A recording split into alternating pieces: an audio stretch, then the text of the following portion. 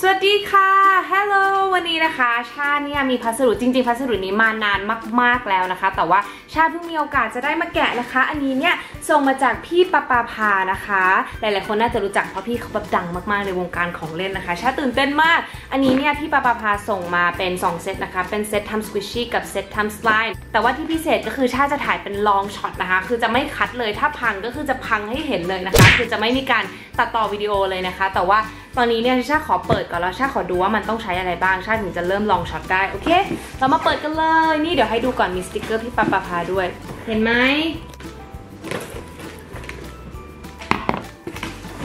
ชาไม่ค่อยเคยประดิษฐ์อะไรเองเลยอะไม่รู้มันจะผ่านไหมโอ้ยส่งมาเยอะมากๆอันนี้เนี่ยอันนี้เป็นเซตทำสควิชชี่นะคะทุกคนมีแบบอุปกรณ์แล้วก็มีวิธีทำมาให้แบบเรียบร้อยมากๆนะคะเดี๋ยววางไว้นี่ก่อนเราจะมาเลือกว่าเราจะทำอะไรกันดี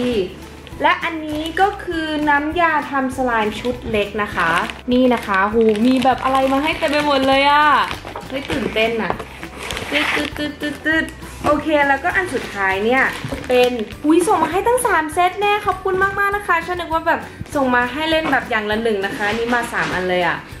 อันนี้คือน้ำยาทำสไลม์ชุดใหญ่นะคะนี่นะคะชุดใหญ่มีแบบอะไรเยอะมากที่สำคัญมีแบบมีสีแล้วก็มีกลิ่นด้วยนะคะแล้วก็มีแบบกากเพชรตรงนี้ด้วยเนาะส่งมา3ชุดเลยทำอะไรก่อนดีอ่ะ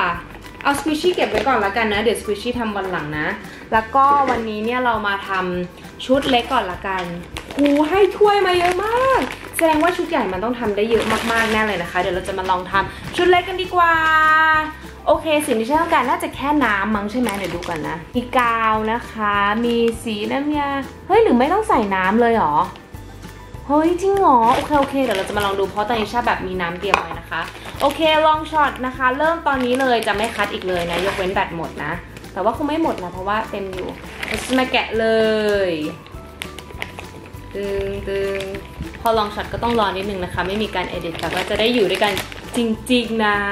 โอเคเรามาดูกันข้างในมีอะไรบ้างกล้องดับเอาใหม่โอเคเอาใหม่โอเคได้ละไม่ดับแล้วนะคะลองเทคได้เลยโอเคนี่นะคะคือเซตทำสไลม์ชุดเล็กของป้าพานะคะนี่มีถ้วยมาให้นะคะน่าจะแบบว่า 6-7 ใบนะคะนี่เห็นไหมเสร็จปุ๊บก็จะมีฝามาให้นะคะอันนี้เนี่ยชาว่าเอาไว้เก็บสไลม์นะคะแล้วก็อันนี้ก็คือน้ำยานะคะนี่เดี๋ยวเราต้องมาดูวิธีทำเราจะได้รู้ว่าน้ำยาอะไรเฮ้ยแถมช้อนมาให้ด้วยอะเป็นเซตที่คอมพลีทมากๆนะปกติเราจะต้องหาช้อนเองหรือไม่ช้อนก็จะเป็นแบบพลาสติกที่แบบว่าหักได้นะคะตอนนี้คือพลาสติกแบบกินข้าวได้เลยอะโอเคอันต่อไปก็คือสีนะคะมีสีฟ้าสีชมพูแล้วก็สีเหลืองนี่เห็นไหมเป็นสีใส่มาให้ด้วยอ่ะครบมากๆชาถือว่าแบบใส่มาเยอะมากมีช้อนกินข้าวนะคะช้อนแบบกองถ่ายเป็นนี้เลยโอเคอันต่อไปก็จะเป็นน้ำยาอีกอันหนึ่งนะคะเป็นน้ำยาขวดเล็กฝาสีส้มและก็มีวิธีด้วยนะคะเฮ้ยก่อนมีวิธีนะคะมีผงอันนี้เนี่ยน่าจะเป็นผงมุกนะคะเพราะว่าในนี้เขียนว่ามีผงมุกด้วยเราก็จะสามารถทำให้สไลม์เป็นสีแบบแกลเล็กซี่มุกเงาได้โอเคนี่คือวิธีการทำเราจะมาดูกันว่ารอดหรือเปล่านะคะให้ดูก่อนนี่คือแบบไม่เคยทำอะไรขนาดนี้เลยอะเคยแต่แบบเล่นนะคะแต่ว่าทำแล้วมันรู้สึกว่ามันยากอะโอเคค่ะเราจะมาเริ่มกันเลยเริ่มโลดนะคะใส่กาว6ช้อนโต๊ะช้อนพลาสติกคือช้อนอันเห็นไหมเริ่มก็งงแล้วอันนี้กาวอันไหนคือกาวอ่ะอันนี้คือกาวนะคะมันเหนียวนะคะใส่กาวเดี๋ยวกันนะขอนั่งก่อนใส่น้ำยา7ช้อนชาช้อนยาวคนนำมาเล่นได้เลยนะคะยืดอายุสไลม์ให้นานขึ้นกรุณาเก็บไว้ในตู้เย็นห้ามรับประทานสไลม์นะคะไปแล้วค่ะจุ๊บน่ารักมากเลยอ่ะคือถ้าทำไม่เป็นนะคะคือแบบว่าถ้าใครทำไม่เป็นเนี่ยเขามีสอนในปาพา DIY ด้วยนะคะใน Channel YouTube นะคะโอเคเริ่มนะคะเราจะใส่ในไหนดีอะใส่ในนี้แล้วกันนะโอเคเริ่มนะคะจะเป็นยังไงนะ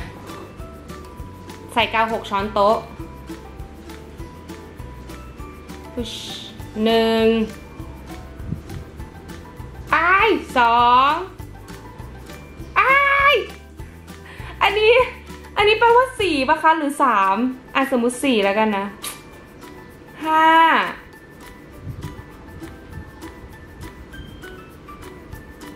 6โอเคชามันน่าจะเกิน6แล้วละตายละเละเทะเลยสไตล์ชาเนี่ยแหละโอเค6ช้อนโต๊ะใส่สีหรือผงมุกใส่สีอะไรดีนะน่าจะต้องหยดนิดนึงนะเพราะว่าสีพวกนี้มันน่าจะเห็นชัดมากชาอยากได้สีฟ้าดีกว่าเราจะหยดสีฟ้านะคะขวดแบบอ๋อเป็นขวดหยดอย่างนี้เห็นไหมนี่นะคะหยด1 หยดโหลุ้นมากลุ้นมากเฮ้ยสั่นอ๋อสั่นมากลงซิโอเคลงไป1 หยดนะคะเดี๋ยวเราจะลองดูว่าสีมันจะแบบชัดแค่ไหนเนาะโอเคเสร็จปุ๊บใส่น้ำยา7 ช้อนชาอันนี้น่าจะเป็นน้ำยานะคะแกะเลยโหซิลมาอย่างดีมากๆนะคะน้ำยาอึ๊บ7 ช้อนชาอึ๊บโอเคทำไมมีแบบอึ๊บโอเค7 ช้อนชาคือช้อนยาวนะคะเขาวงเล็บมาด้วยยากอ่ะ1แอบหล่นนิดนึง2ไหลหมดแล้วแป๊บนึงนะชาทำไม่ได้ไหลลงขาหมดเลยอ่ะโอเคนี่เกียร์แล้วอ่ะ2ป่ะโอ้ตายแล้วชีวิต2นะคะ3ป่ะหรือ4 5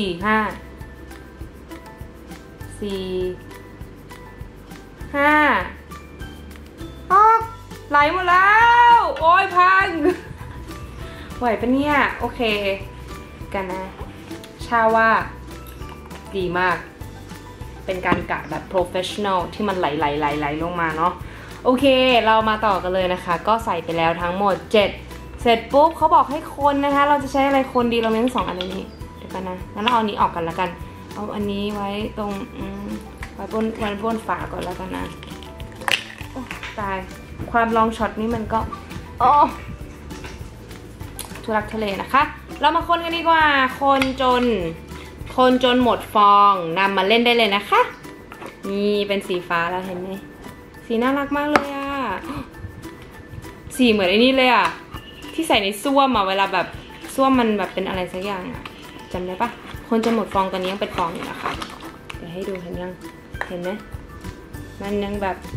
มีฟองอยู่นิดหน่อยต้องคนหรือนวดยากจังเลยอะสำหรับชานะสำหรับคนอื่นอาจจะไม่ยากนะคะเพราะว่าชาไม่มีสกิลทางด้านนี้นะคะแต่ว่าถ้าชาทำสำเร็จแปลว่าแบบโอเคมาก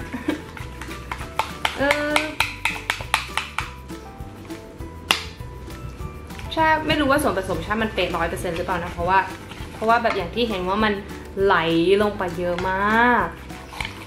หวังว่าพี่ปาปาดูแล้วจะภูมิใจในตัวชานะคะชาทำได้ว้าเกือบหลุดออกมานะชาตอนนี้ต้องหยุดคนได้แล้วนะเพราะมันจับตัวเป็นก้อนแล้วนะเฮ้ยเป็นก้อนแล้วเดี๋ยวชาจะใช้มือแล้วนะจะวางนี้ไว้ต้องนวดไปเรื่อยๆนะคะแล้วก็จะมานวดกันคือส่วนผสมเนี้ยทำพอดีกับ1 ถ้วยนี้นะคะที่เราสามารถเก็บได้กาวใสแปลว่าสไลม์จะใสปะเพราะว่าเห็นเขาบอกว่ามันมีกาวขุ่นแล้วก็สไลม์ก็จะขุ่นนวดให้หมดฟองขอให้ไม่พังนะถ้าใสแปลว่าเราต้องทิ้งไว้ใช่ไหมแล้วก็แบบ2 วัน 3 วันมันถึงจะใสหรือเปล่าเฮ้ยเริ่มสวยแล้วว่าโอ้ยชุดพี่ดีจังเลยเล่นสไลม์กันมะน่ารักมากเลยอ่ะมีแบบว่า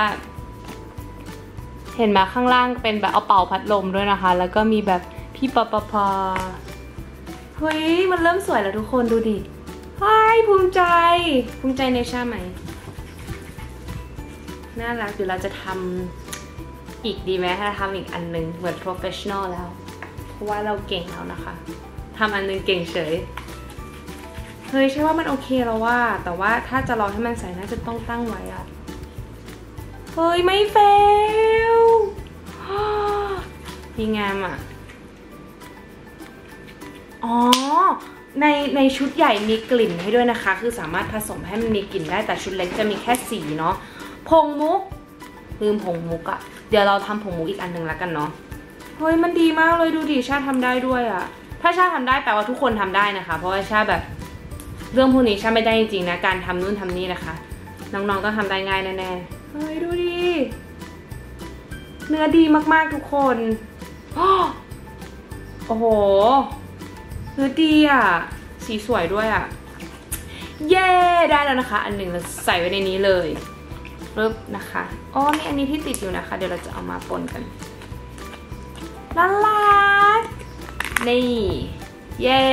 โอเคนะคะเราวางไว้ตรงนี้ก่อนเราจะมาทำอีกสีหนึ่งดีกว่าอุ๊ยมีสีฟ้าอยู่ตรงนี้ด้วยนะคะเดี๋ยวเอาไปใส่อันนู้นก่อนปึ๊บผู้ชายทำฝาแตกแล้วอะโอเคเรียบร้อยเราจะมาทำกันต่อ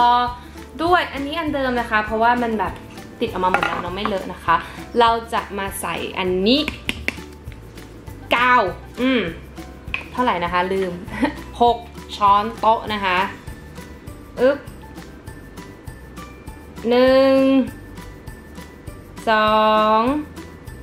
3 4 5 6อุ้ยครั้งนี้ดีเป๊ะนะคะไม่มีการไหลที่แบบเยอะมากนะคะอันต่อไปเราต้องใส่น้ำยาอันนี้7 ช้อนชาหรือว่า7 ช้อนยาวนั่นเองนะคะไม่ได้อันนี้ประมาณ3แล้ว4 5 6ไม่ได้ค่ะไม่ได้อันนี้พังจริงๆไม่แน่ใจมันมีวิธีการที่แบบจะทำให้แบบง่ายกว่านี้ไหมในการแบบอันเนี้ยเพราะว่าใช่เป็นคนเท6อะแต่คนอื่นอาจจะเทไม่6ก็ได้นะเช็ดก่อนนะแล้วก็มีความเรียบร้อยนิดนึงบ้านชาลกมากคือชาอยู่ห้องไหนมันรกทุกห้องเลยอะแม่บ่นทุกคนบ่นนะคะโอเคมาพร้อมแล้วยังไม่พร้อมเราจะต้องใส่สีหรือผงมุกเราจะใส่สีแดงนะคะใส่สีแดงนี่ actually มันคือสีชมพูแหละการใส่สีมันลุ้นมากเลยอะมันไม่ลนนะมันไม่ลงสักทีอะลงสิ2 หยดดีกว่าสีเข้มๆนะคะเสร็จแล้วเราจะใส่ผงมุกนะคะเราอยากรู้ว่ามันเป็นแบบไหนคุยให้มาเยอะมากค่ะเราต้องใส่เยอะไหมเนี่ยใส่นิดนึง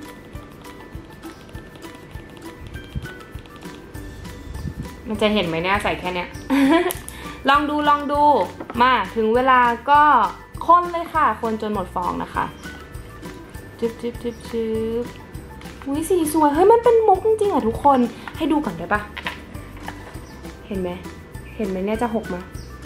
ไม่เห็นใช่ไหมเห็นไหมไม่เห็นนะโอเคไม่เป็นไรเดี๋ยวคนให้เสร็จก่อนเฮ้ยมันเป็นมุกอะ Amazing อะ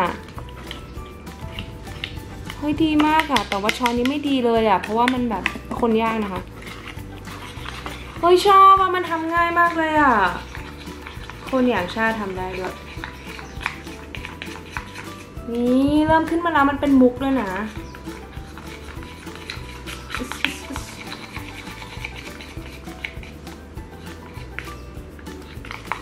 หูฟองเต็มเลยนะคะเห็นไหมเห็นฟองไหมเห็นไหมเห็นนะเราต้องคนให้ฟองหมด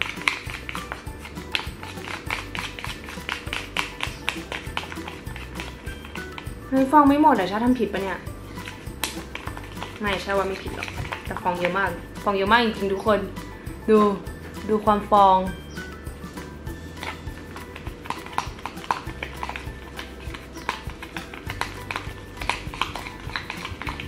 ได้ไหมเนี่ยเหมือนใส่ใหม่เลยทุกคนฟองไม่หมดถ้าใส่อะไรผิดหรือใส่อะไรเยอะไปก่อนเนี่ยเฮ้ยเริ่มไปแล้วหรือเปล่าเฮ้ยเริ่มติดแล้วเมื่อยอ่ะโอเคเรามาคนต่อนะคะฟองเริ่มติดแล้วนะเนี่ยเราต้องเอาออกมาจากไม้ก่อน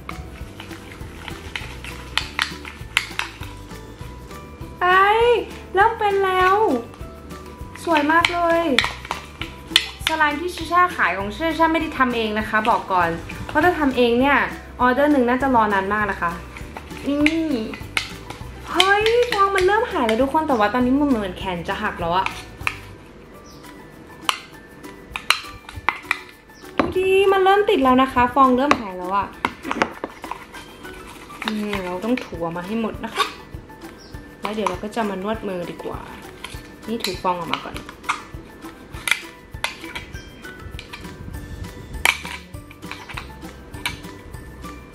นี่ต้องคลีนให้หมดเฮ้ยเริ่มหมดแล้วนะเนี่ยอุ้ยดึงไม่ออกโอเคประมาณหนึ่งถึงเวลาเอาออกมาแล้วสีเป็นมุกจริงๆเลยอ่ะไม่น่าเชื่อผงอันนั้นจะทำให้เป็นมุกได้โอ้ยเก่งรู้สึกภูมิใจในตัวเองอ่ะต้องนวดไปก่อนนะคะมันจะได้แบบเป็นเนื้อเดียวกันแต่เนื้อคล้ายๆกันเลยนะโอ้ยดูดีมันสวยมากเลยน่ากินมากเลยอ่ะแต่ห้ามกินนะคะสไลม์กินไม่ได้นะคะโอเคจะมานวดกันเป็นการบริหารมือที่ดีนะคะนอกจากสควิชชี่แล้วเราก็จะมานวดสไลม์กันต้องนวดไปเรื่อยๆเนาะช่วงแรกๆมันอาจจะแบบขาดนิดนึงแต่ว่าแบบเหมือนอันเมื่อกี้พอนวดไปเลยแล้วแบบโอ้โหเนื้อดีมากยืดหยุ่นมากสวยอะมีความมุกแต่ว่าชอบสีฟ้านั้นมากเลยนะเหมือนที่ใส่ห้องน้ำจริงๆนะสวยจังเลยให้ดูสวยไหมดูดิชัดไหมโฟกัสหนึ่งเนี่ยเฮ้ยสไลม์มันง่ายขนาดนี้เพิ่งรู้แล้วเนี่ยเรามานวดต่อไปนะคะเฮ้ยเริ่มยืดแล้วอ่ะ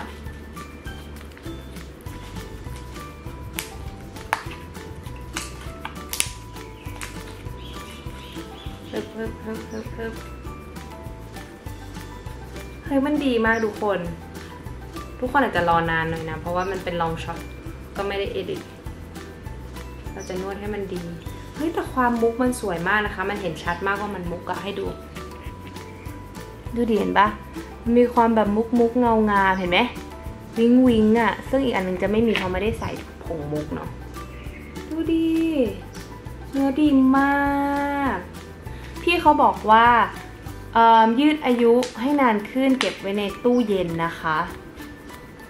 เพราะว่าถ้าแบบประเทศไทยมันร้อนเนอะถ้าเราไม่ได้เก็บในตู้เย็นมันคงละลายนะเชื่อว่าเฮ้ยมันดีมากเลยอ่ะชอบมากใส่กระปุกไว้เย้อุ๊ยเดี๋ยวจะเอาเศษตรงนี้มารวมก่อนแล้วกดเฮ้ยเนื้อดีดูนะชอบอ่ะเย้เราได้สไลม์2 อันแล้วเอาฟ้าซ้อนนี่ดีใจมากเลยอะคือแบบถ้าไม่คิดว่าจะทำได้อะแล้วมันง่ายมากนะทุกคนบอกแล้วถ้าทำได้ทุกคนทำได้นะคะคลิปนี้ก็จบเพียงเท่านี้มารีวิวให้ดูนะคะเซตน้ำยาทำสไลม์ชุดเล็กของพี่ปาปาพานะคะขอบคุณมากๆเลยที่ส่งมาให้ชานะคะชอบมากๆเพิ่งรู้ว่ามันทำง่ายนะคะคือตอนแรกมันมีหลายชิ้นส่วนมากชาคิดว่ามันยากนะคะแต่ว่ามันไม่ยากเพราะว่าชาทำได้ทุกคนต้องทำได้นะคะเพราะว่าชาเทแบบเละเทะมานะคะมันยังกลายเป็นสไลม์เลยดูดิภูมิใจมากจริงๆภูมิใจในชาไหมคะอันไหนสวยกว่าเม้นบอกด้วยนะอันนี้เป็นสีชมพูมุกนะคะส่วนอันนี้เนี่ยก็เป็นสีฟ้าเดี๋ยวน่าจะใสนะชาว่าต้องส่งไว้ก่อนเนาะโอเคใครสนใจนะคะไปได้ที่ปาปาพาอย่าลืมไปดูchannel นะคะปาปาพา DIY นะคะชาเนี่ยตกชาเนี่ย subscribe อยู่ด้วยนะไปแล้วบ๊ายบาย